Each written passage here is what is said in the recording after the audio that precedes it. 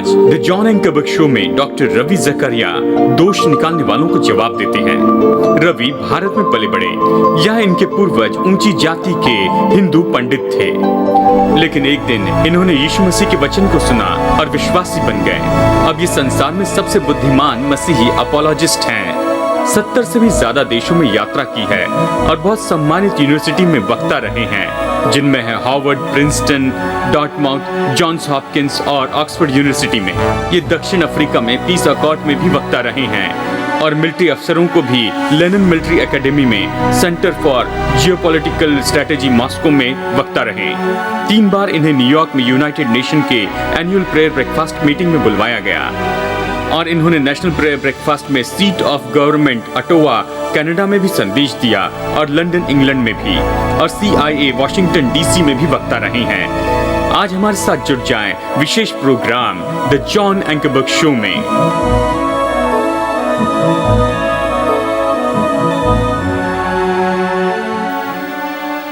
Programme में स्वागत है। मैं हूं जॉन एंकरबर्ग। आज हमारे साथ जुड़ने के लिए धन्यवाद। और मेरे मेहमान हैं बुद्धिमान मसीह फिलोसोफर अपोलॉजिस्ट रवि जकरिया। रवि ने मेरे परिचित लोगों में सबसे ज्यादा यूनिवर्सिटी के विद्यार्थियों से चर्चा की है। मैंने रवि से कहा कि आने वाले हफ्ते में संसार के अलग अलग भागों में रहने वाले लोगों से बातें करें और अगले हफ्ते हम पूर्वी देशों के कॉलेज के विद्यार्थियों के सवालों का जवाब देंगे पूर्वीय देशों से। फिर हम मध्य पूर्व देश के विद्यार्थियों के सवालों का जवाब देंगे और फिर यूरोप के विद्यार्थियों के सवाल का जवाब देंगे और फिर अमेरिका के विद्यार्थियों के सवालों का, यानी इस तरह से आउटलाइन है। रवि, मैं बहुत खुश हूं कि आप यहां पर आए। मैं उस सवाल पर जाना चाहता हूं जो आपको हार्वर्ड यूनिवर्सिटी में बताने के लिए कहा गया था। ये लेक्चर इतने अच्छे से स्वीकार किए गए कि ये किताब बन गई और उन्होंने आपसे इस सवाल का जवाब देने के लिए कहा कि क्या मनुष्य आज परमेश्वर के बिना जी सकता है। और यदि दर्शकों में से आप लोग देख रहे हैं तो आप कहेंगे कि क्या हमारी परंपरा क्या हमारे परमेश्वर को दूर कर रही है, क्या हम उसका आदर नहीं करते हैं। मैं सोचता हूं कि आप सहमत होंगे। हाँ, हमारी यूनिवर्सिटी के विद्यार्थी कह रहे हैं मैं परमेश्वर के बिना जी सकता हूं। मैं चाहता हूं कि हम खास कर सुनिए रवि क्या कहते हैं जो इस सवाल का जवाब देंगे। रवि, मैं खुश हूं कि आप यहां पर आए। आप बताइए। ये सवाल सदियों से पूछा जा रहा है, यहाँ तक जब आप उत्पत्ति की किताब खोलते हैं, बिल्कुल शुरू से ही जानते हैं। जैसे आप और मैं पहले चर्चा कर रहे थे, ये सवाल की सदी पहले के बारे में है। जैसे हम उत्पत्ति की किताब खोलते हैं, शुरू से ही जानते हैं सारा सवाल। मैं सोचता हूँ कि भले और बुरे के ज्ञान के पेड़ से खाने के बारे में कैसे परमेश्वर ने कहा था और परीक्षा लेने वाले ने कैसे कहा। परमेश्वर मनुष्य जाति से मांग कर रहा था कि यदि तुम इसे खाते हो तो तुम उसी दिन मर जाओगे, और परीक्षा लेने वाला आता और कहता है नहीं नहीं नहीं, जिस दिन तुम ऐसा करोगे तो परमेश्वर हो जाओगे। देखिए, पूरी तरह से 2 विरोधी दृष्टिकोण दिए गए हैं। यहाँ जोखिम क्या थी? परमेश्वर के साथ कौन खिलवाड़ करेगा? क्या प्रभु के साथ खिलवाड़ करेंगे या प्रभु को प्रभु रहने देंगे? यानी ये सवाल तो दृष्टि की शुरुआत तक जाता है। और अब हमारी परीक्षा होती है कि उस तरह से जिए। और हम जान रहे हैं कि कोई बाधा नहीं है, परिभाषा के लिए कोई संपर्क की बात नहीं रही। और मैं इसे पूरे संसार में होते हुए देखता हूं और संसार गड़बड़ी में है। ये पूरा सवाल कि क्या हम परमेश्वर के बिना जी सकते हैं, चाहे हम इसे पसंद करें या ना करें, वो हमारे पीछे है, सरकार में है और परिवार में, एकेडमी में, और जैसे हम इसे बढ़ाते जाते हैं अपने व्यक्तिगत जीवन में। G.K. चेस्टरटन ने कहा, जब भी आप कोई बाधा निकालते हैं तो हमें कुछ पल रुककर खुद से ये पूछिए कि ये यहाँ सबसे पहले क्यों रखी गई थी। यानी नैतिक व्यवस्था की कश्मकश तो समय में पीछे चली गई। ये ऐसी कश्मकश है जो हम प्रतिदिन अपने चुनाव से जीते हैं। और जब परमेश्वर अपने व्यक्तित्व में होता है, जैसे मैं देखता हूं उसने खुद को बाइबल में प्रकट किया है, पुराने और नए नियम में, जो ये बताता है कि व्यवस्था हमारे लाभ के लिए है, ये हमारी भलाई के लिए है। इसलिए दाऊद कहता है कि मैं तेरी व्यवस्था में प्रसन्न रहूंगा। जो व्यवस्था की और पीठ कर देते हैं उनके लिए मेरे पास बहुत ही सरल विवरण है। सरल शब्दों में ये पुराना रब्बिनिक विवरण है। परमेश्वर ज्योति जैसे हैं, आशीष और सफलता, संपन्नता परछाई जैसे हैं। यदि आप ज्योति की ओर चलेंगे तो छाया आपके पीछे चलेगी। यदि आप ज्योति की ओर पीठ करके छाया के पीछे भागेंगे तो आप उसे कभी नहीं पकड़ पाएंगे। और इसलिए मैं सोचता हूं कि ये बहुत मुश्किल है।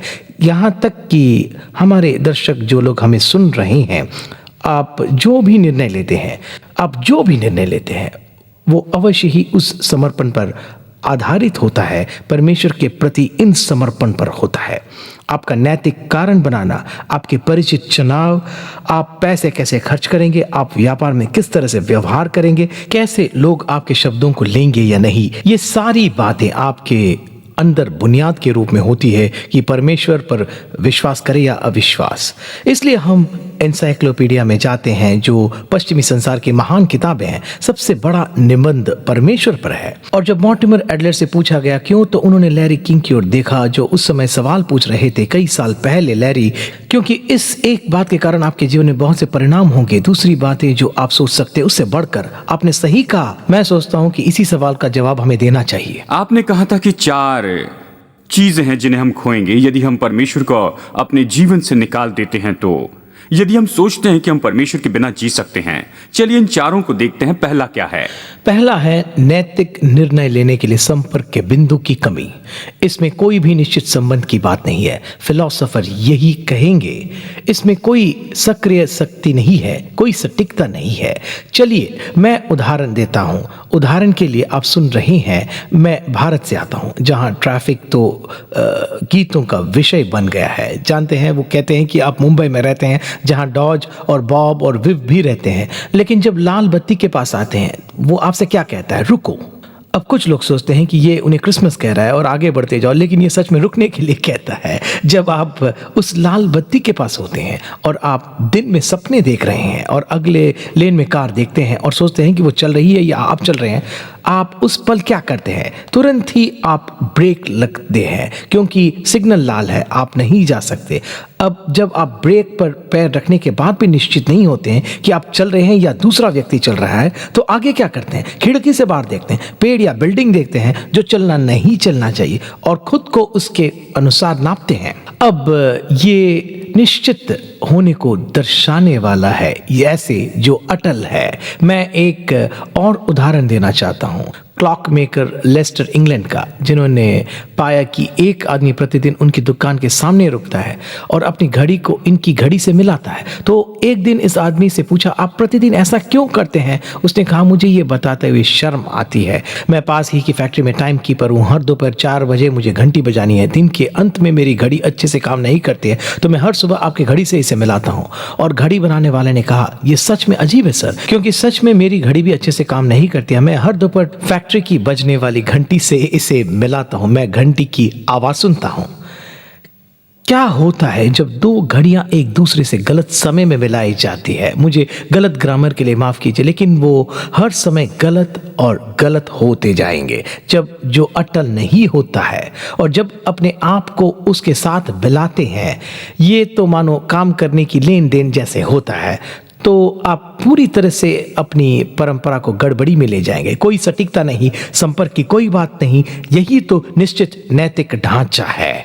और ऑशविट्ज़ का एक वाक्य है जो मैं कभी नहीं भूलूंगा। एक कमरे से दूसरे कमरे में जाते हुए और गैस चेंबर्स के सामने हिटलर के स्टेटमेंट्स को देखते हुए, जो कहता था कि मैं जवान लोगों की पीढ़ी को तैयार करना चाहता हूं, जिनमें कोई विवेक न हो, जो अहंकारी, दृढ़ और क्रूर हो। ये मेरे लिए रिलेटिविज्म का व्यवहारिक काम होगा, और जो लोग रिलेटिविज्म की तुरही बजाते हैं उन्हें याद रखना होगा कि ये फिसलने की जगह है जिस पर हम कदम रखते हैं जब हम सटीकता को दूर करते हैं। जी, दूसरी चीज हम क्या खोते हैं यदि हम परमेश्वर को दूर कर दे? यदि वो कहे परमेश्वर अस्तित्व में नहीं है, या मैं ऐसे जीऊंगा जैसे परमेश्वर अस्तित्व में नहीं है, तो जीवन में कोई अर्थ नहीं है। यही तो अस्तित्व के साथ महसूस करने वाली वास्तविकता है। परमेश्वर की अनुपस्थिति में, और मैं, मेरे भारत देश के दूसरे वासी और खासकर जवान लोग इस बात को सही तरह से समझेंगे। हम अर्थ ढूंढ रहे हैं। विख्यात भारतीय फिल्मों में गीत गाए जाते हैं जो अर्थ की मांग करते हैं कि जीवन का सच में क्या अर्थ है। मैं प्रभु नहीं, मैं शैतान नहीं, मैं एक इंसान हूं, इसका क्या अर्थ है? बिल्कुल सही उत्तर में इसे बताना जॉन। जीवन के अस्तित्व रखने वाले सवालों को वही मेरे प्राण में अर्थ लाता है। ग्रीक इसे हारमानी के रूप में कहते हैं। अब हमने इसे परंपरा के साथ मिलने के बारे में कहा है, या हम सामाजिक अर्थ का उपयोग करते हैं जैसे कि भूतकाल का धुंधला अर्थ क्या है। ये सब एक ही विचार पर लटके हैं कि मेरे जीवन में मैंने अर्थ पाया है। और मेरे लिए मुख्य बात तो ये है कि सबसे सफल, यहां तक कि सबसे धनी भी हमें बताएगा कि वो इसे खोज रहा है। ली आयको का ये टाइफून है ऑटोमोटिव सफलता के अपने दिनों में। उन्होंने कहा कि मैं अपने जीवन के चकाचौंध करने वाले साल में हूँ। अभी भी सोच रहा हूँ कि ये किस बातें में है। मैं जानता हूँ कि सौभाग्य और शोहरत तो पक्षियों के लिए है। जैक हिगिंस, मैंने ये सीखा है कि जब आप ऊंचाई पर पहुंच जाते हैं तो वहाँ कुछ नहीं होता। बोरिस बेकर, एक महान टेनिस प्लेयर, उन्होंने कहा कि उनकी सबसे बड़ी मुश्किल तो आत्महत्या के विचार थे। ये सारी ट्रॉफीज हासिल करने के बाद भी कहा, जिंदगी का सबसे अकेलेपन का पल तो वो है जब आप उसका अनुभव करते हैं कि जिसके बारे में सोचते हैं कि ये आपको छुड़ाएगा, लेकिन वो आपको गिरा देता है। मैं 17 साल का था तो यही सवाल था। नैतिक बातें और सब तो थियरी है, लेकिन अस्तित्व के रूप में मेरे जीवन का सही अर्थ क्या है? मैं इस संसार में क्यों हूँ? मैंने क्या हासिल किया है? और कब्र के बाद जीवन क्या है? यानी अर्थ तो बहुत ही व्यवहारिक बात है जिनसे यीशु मसीह सच में बातें करता है और मुझे उसके साथ संबंध में लाता है, जिससे मैं बाकी सारे संबंधों को जानता हूं। मुझे वो कहानी पसंद है जब आप कहानी बता रहे थे कि मनीला में क्या हुआ, फिलीपींस में। एक जवान आपके लेक्चर के अंत में खड़े हुए जबकि आप सिखा रहे थे कि जीवन का अर्थ है। बताइए क्या हुआ था? जी, मैंने लेक्चर खत्म किया और ये भाई उछल कर खड़े हुए। मैं उन्हें एक ग्राउंड का जगह देता हूँ, यानी संक्षेप में पूछे और एक व्यक्ति एक सवाल पूछे, लेकिन वो बस चिल्लाए कि जीवन में सब कुछ अर्थहीन है। मैंने कहा यह सत्य नहीं है, आपका ये अर्थ नहीं। उन्होंने कहा जी यही है। हम चर्चा करने लगे। मैंने कहा नहीं, ये अर्थ नहीं, जी यही अर्थ है। मैंने कहा फिर से कहिए। उन्होंने कहा जीवन में सब कुछ अर्थहीन है। मैंने कहा आप सच में ये नहीं कहना चाहते? जी यही कहना चाहता, मेरा ये अर्थ नहीं। ये बताने वाला आप कौन है? मैंने कहा ठीक है, चलिए इस बात का मुख्य बात ले। मेरा अनुमान है कि आपका अनुमान है कि आपने जो कहा वो अर्थपूर्ण है। क्या मैं सही हूं? और वो रुक गए। मैंने कहा आपने जो अभी कहा वो अर्थपूर्ण है, वैसे सब अर्थहीन नहीं है। दूसरी ओर यदि सब कुछ अर्थहीन है तो आपने जो अभी कहा वो भी अर्थहीन है। सच में आपने कुछ भी नहीं कहा है, तो आप बैठ सकते हैं। और जानते हैं वो मेरी ओर घूरने लगा जॉन, जैसे मानो मैंने उसके सीने में छुरा मारा हो। और बातचीत की असली बात बाहर लाई और आगे बताया। भाषण खत्म किया और बाहर जा रहा था। मैंने इन्हें पीछे खड़ा देखा। वो सोच रहा था कि जो मैंने कहा वो अर्थपूर्ण है तो बाकी भी अर्थहीन नहीं है। तो मैं उसके पास गया और उसे गले लगा लिया। मैंने कहा मुझे पता है तुम किससे लड़ रहे हो। मैंने कहा मुझे पता है कि क्यों कर रहे हो। तुम एक काम करना, मैं लोकल चर्च में प्रचार कर रहा हूँ आज रात, तुम भी क्यों ना आ जाओ और उसके बाद मैं तुम्हारे साथ एकांत में बात करूंगा। वो आया और जॉन जब उस शाम न्योता दिया कि यीशु मसीह पर भरोसा रखे, वो उन सीट्स में से बाहर आने वाला पहला था। वो सामने आया और वेदी के सामने घुटनों पर आया और अपना जीवन यीशु मसीह को समर्पित किया। यीशु का यही अर्थ था जब उसने कहा कि मैं इसलिए आया कि तुम जीवन पाओ और बहुतायत का जीवन पाओ। इसका बस यही अर्थ है कि वो उसे एक साथ जोड़ता है कि आपकी विरासत का धन दे परमेश्वर द्वारा बनाए गए व्यक्ति के रूप में। जी, परमेश्वर हमें नैतिक बातें देता है और वो हमें जीवन में अर्थ भी देता है। दो और बातें हैं, हम ब्रेक लेंगे और वापस आएंगे। रवि से चर्चा करेंगे कि परमेश्वर के बिना कोई आशा नहीं है और परमेश्वर के बिना कोई प्राप्ति नहीं है। सुनना पसंद करेंगे तो बने रहिए, हम जल्द लौटेंगे।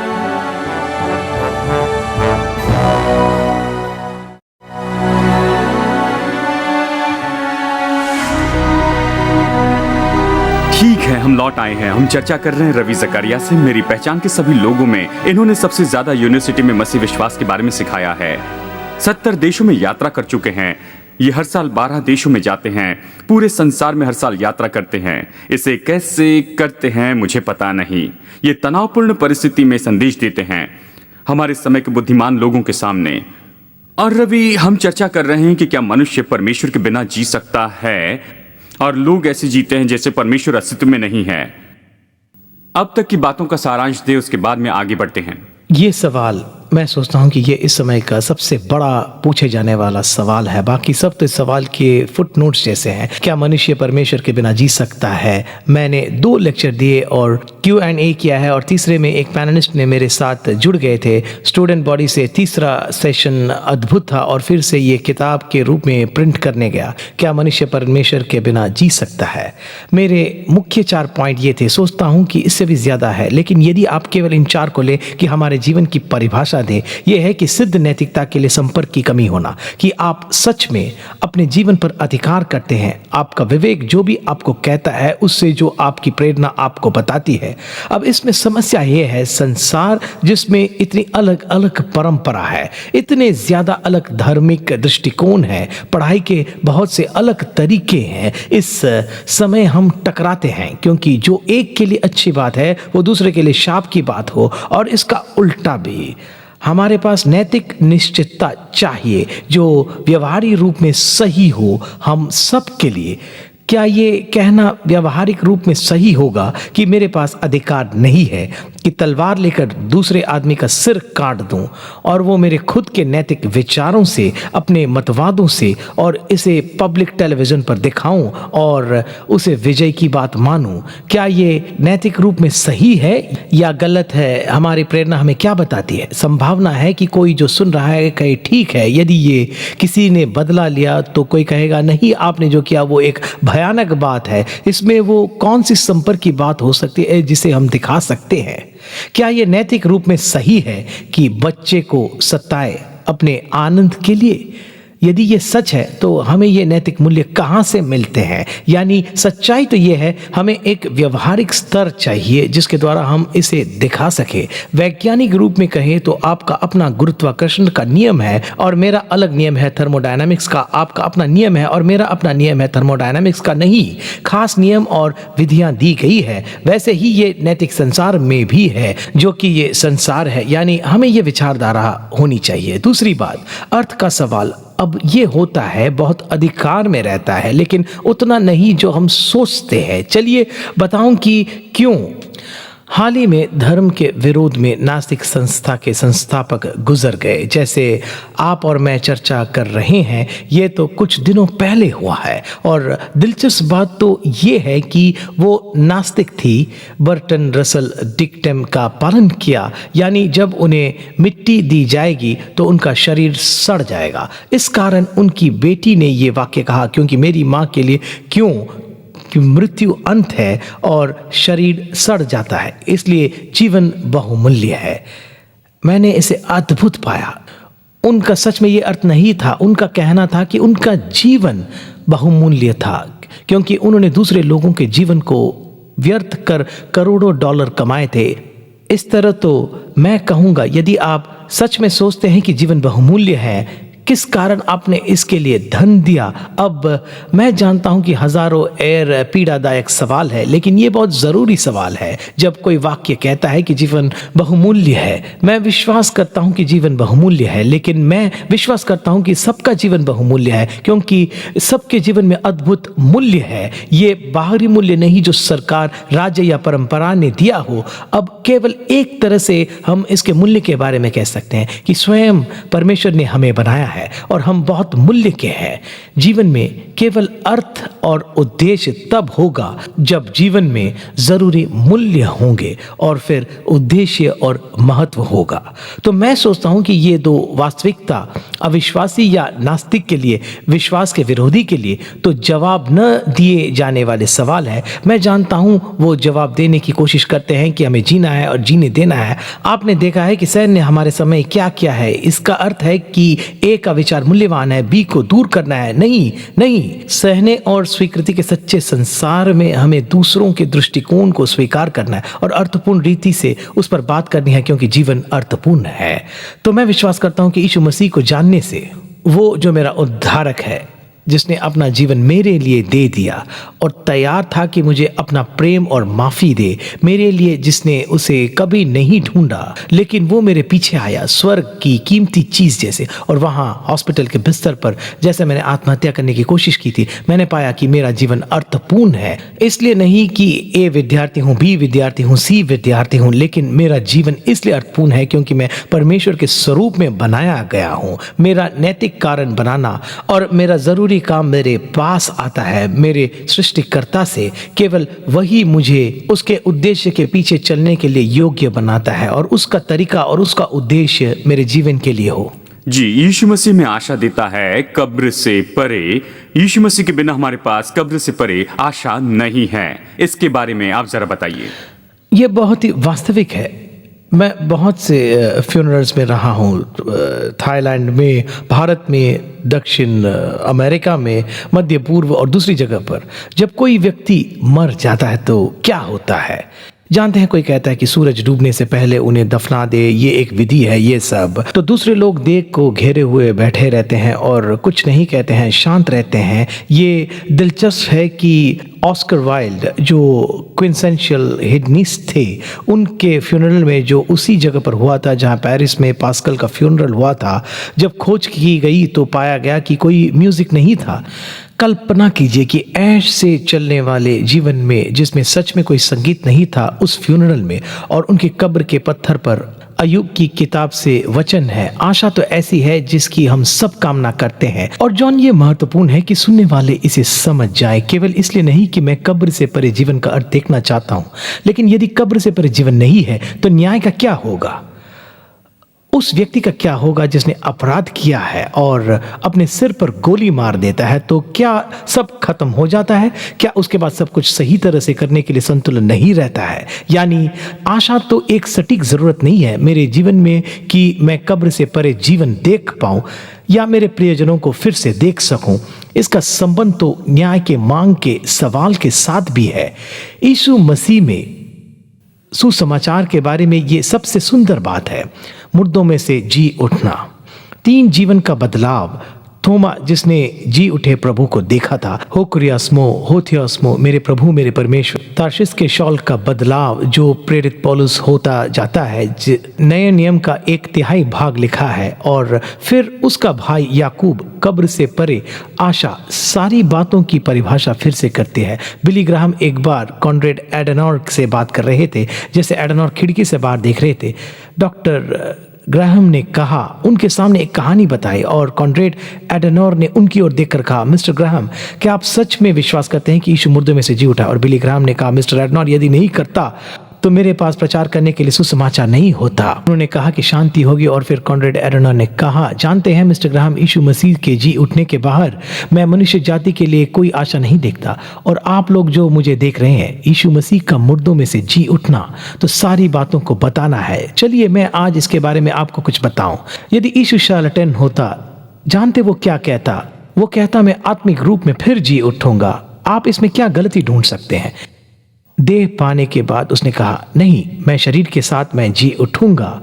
ये शरीर में जी उठाना तो मजबूत सटीक ऐसा सबूत था और यीशु मसीह के सत्य की सच्चाई और ईमानदारी है। मैं जानता हूं कि जब मैं मर जाऊंगा मैं उसके साथ रहूंगा और साथ ही अपने प्रियजनों के साथ रहूंगा जो उसे जानते और भरोसा रखते हैं। उस पर भरोसा रखें जैसे आप हैं। वो आपको आशा देता है, केवल भविष्य के लिए नहीं, अब के लिए आशा, अब के लिए अर्थ और नैतिक भूमि जिस पर अपना जीवन रख सकते हैं। देखिए, अवश्य ही समस्या नैतिकता की नहीं है। यीशु मसीह इस संसार में बुरे लोगों को अच्छा बनाने नहीं आया। वो इस संसार में आया कि मरे हुए लोगों को जीवित करे। हम परमेश्वर के लिए मर गए, वो हमें उसके लिए जीवित कर सकता है। आप ये आशा उसमें पा सकते हैं। दोस्तों, ये बहुत ही अद्भुत बात है। कहने के लिए और भी बहुत कुछ है और आने वाले हफ्तों में हम इसके बारे में देखेंगे, लेकिन अगले हफ्ते हम बहुत दिलचस्प विषय को देखेंगे। संसार के बहुत से भाग में बहुत बुद्धिमान विद्यार्थी हैं। जब वो अलग तरह से सवाल पूछते हैं, वो सच में खोज रहे हैं। मैं वापस जाना चाहता हूँ रवि के देश में और दूसरे देशों में और पूर्वीय देशों में। यानी सवाल है यूनिवर्सिटी के विद्यार्थी से, उनके पास जो सवाल हैं परमेश्वर के बारे में जो उन्होंने रवि के सामने रखे। मैं सबसे मुश्किल सवालों को लूंगा और इनसे कहूंगा, कि इनका जवाब दे अगले हफ्ते। मैं सोचता हूं कि आपके लिए अद्भुत होगा। आप अपने दोस्तों को फोन करके बताएं कि ये प्रोग्राम में हमारे साथ जुड़ जाएं, और मैं आशा करता हूं कि आप जुड़ जाएंगे। अगले हफ्ते के प्रोग्राम का भाग देखने के लिए बने रहिए। यदि आप हमारी नई सीरीज की सारी जानकारी पाना चाहते हैं, रवि जकरिया दोष निकालने वालों को जवाब देते हैं। इस सीरीज में रवि बताते हैं कि कैसे भारत में इनकी परवरिश हुई, कैसे इनके पूर्वज उस समय ऊंची जाति के याजक थे। 33 करोड़ ईश्वरों के इस देश में ये अक्सर जीवन का अर्थ खोजते थे। अंत में आशा भी खो बैठे और आत्महत्या करने की कोशिश की। तब हॉस्पिटल में एक भाई ने इन्हें बाइबल दी और इन्होंने यीशु के शब्द को पढ़ा, क्योंकि मैं जीवित हूँ, तुम भी जीवित रहोगे। फिर अपना जीवन यीशु मसीह को सौंप दिया और संसार के सबसे बुद्धिमान मसीही अपोलोजिस्ट बने। इस सीरीज में ये इस सवाल का जवाब देंगे, क्या मनुष्य परमेश्वर के बिना जी सकता है, और उस लेक्चर का सारांश बताएंगे जो इन्हें हार्वर्ड यूनिवर्सिटी में देने के लिए कहा गया था। और फिर तीसरा, इन्होंने पूर्वी विद्यार्थियों द्वारा सबसे ज्यादा पूछे गए सवालों का जवाब दिया। फिर हमारी दूसरी सीरीज है जिसका नाम है रवि जकरिया सवालों का जवाब देते हैं, यूरोप से, मध्य पूर्व से और अमेरिका से। क्या सारी आस्था एक जैसी नहीं? क्या यीशु बहुत से भविष्यवक्ताओं में से एक नहीं? क्या यह कहना अन्याय होगा कि मसीहत के पहले जितने भी लोग थे वो नरक के लिए निश्चित किए गए हैं? क्या त्रिएकता का यह मसीह सिद्धांत कि परमेश्वर तीन होकर भी एक है? विवाद न करते हुए नियम तोड़ना। यदि परमेश्वर सर्वसामर्थी और महान प्रेमी है तो वो क्यों चुनेगा कि संसार को बनाए जिसे वो जानता था कि वो बिखर जाएगा और इतनी बुराई और दुख उठाएगा? याद रखिए, आज का प्रोग्राम आप मुफ्त में देख सकते हैं हमारे जॉन एंकरबर्ग शो ऐप पर या हमारी जॉन एंकरबर्ग शो वेबसाइट पर jashow.org पर। और यदि आप अपने लिए ये प्रोग्राम पाना चाहते हैं, हर आधे घंटे का प्रोग्राम डिजिटल डाउनलोड के रूप में उपलब्ध है केवल $5 प्रति एपिसोड में। हमारी वेबसाइट पे जाएं jashow.org पर।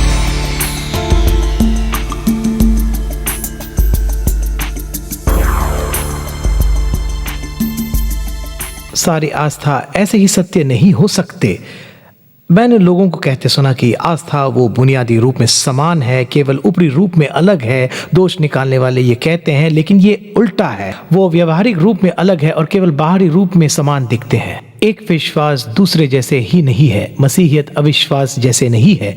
हमने बहुत समझदारी से इन मुद्दों से हस्तक्षेप करना चाहिए, एक दूसरे की गिनती किए बिना ही। लेकिन सत्य तो थामे रहना है, सत्य तो अवश्य ही अटल होता है। सारी आस्थाएं क्यों सत्य नहीं हो सकती है? क्योंकि वास्तविकता में नॉन कंट्रीब्यूशन का नियम काम करता है। दो विरोधी बातें का अर्थ होता है कि दो विरोधी बातें एक साथ सही नहीं हो सकती है।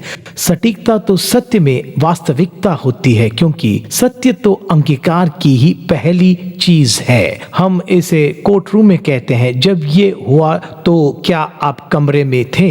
जवाब तो हाँ या ना होगा। नहीं कहते कि एक पैर अंदर था एक बाहर था। आप शब्दों का खेल खेल सकते हैं, लेकिन पूछने वाला सत्य देखना चाहता है। संभव है कि परमेश्वर आज आपसे बातें कर रहा है। यदि आप चाहते कोई प्रार्थना करें या आप कोई सवाल पूछना चाहते हैं तो स्क्रीन पर दिए गए फोन नंबर पर फोन कर सकते हैं। इस नंबर पर फोन कीजिए, कोई बड़ी खुशी से आपके लिए प्रार्थना करेगा।